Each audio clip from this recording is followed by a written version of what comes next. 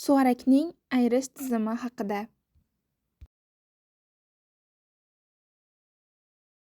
Hasharotlar, shuningdek suvarak tanasining ichki ko'rinishi ovqat hazm qilish kabi turli tizilmalarni ochib beradi.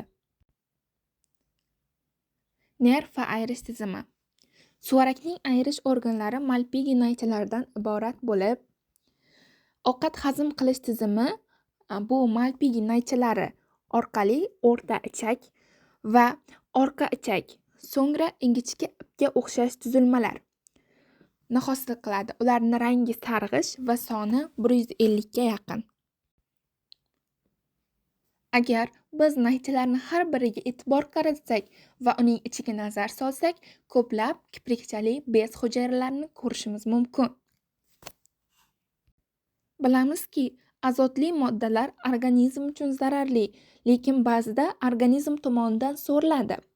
Chiqindilar so'rilganda bu bez hujayralari fermentlarni ishlab chiqaradi va zararli azotli moddalarni siydik kislotasigacha parchalashga yordam beradi. Bunday ajratish organizm uchun foydali bo'lib, siydik kislotasining bu turdagi chiqarilishi rotel deb nomlanadi. Va ko'rib turibmizki, siydik kislotasi molekulalari ajraladi. Chiqindi ko'rinishda chiqarilgan siydik kislotasi molekulalari orqa ichakka bo'shatiladi va u yerdan ajratiladi hamda anus yordamida tashqariga chiqariladi. Yana boshidan qayta ko'rib chiqish esa bu jarayonni yana ham aniqroq tushuntiradi.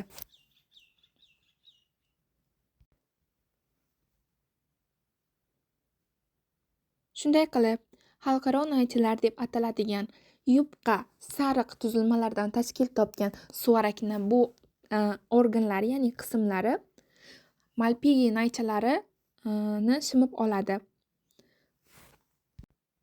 Qabul qilingan azotli chiqindi moddalar orqa ichakda chiqarilgan siydik kislotasiga aylanadi.